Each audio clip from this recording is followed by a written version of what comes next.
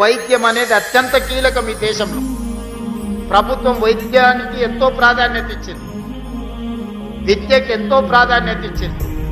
కానీ ప్రభుత్వము ఈ కోట్లాది ప్రజలకు విద్యను, వైద్యాన్ని అందుబాటులోకి తీసుకురాలేకపోయింది.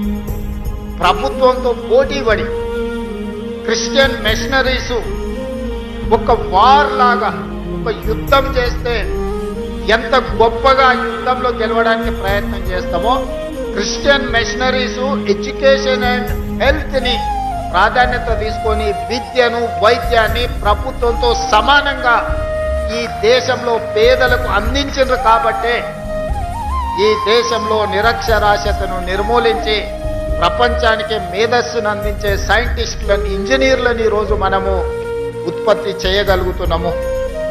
మనిషి యొక్క జీవన ప్రమాణము సరాసరి ఈరోజు 72 సంవత్సరాలు.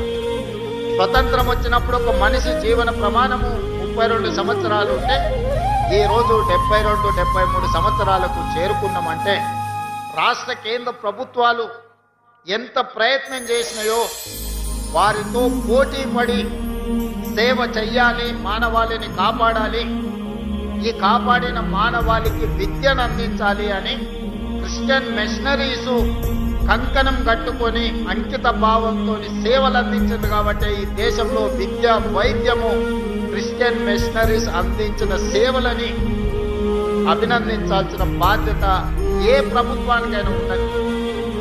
కొన్ని ప్రాంతాలలో ప్రభుత్వం కూడా చేరుకోలేని ప్రాంతాలలో ఈ మిషనరీస్ చేరుకొని అత్యంత నిరుపేదలకు విద్యను, వైద్యాన్ని అందుబాటులోకి తీసుకొచ్చి వాళ్ళ ప్రాణాలను కాపాడడమే కాకుండా వాళ్ళ ఆత్మ గౌరవాన్ని పెంచే విధంగా పనిచేశారు.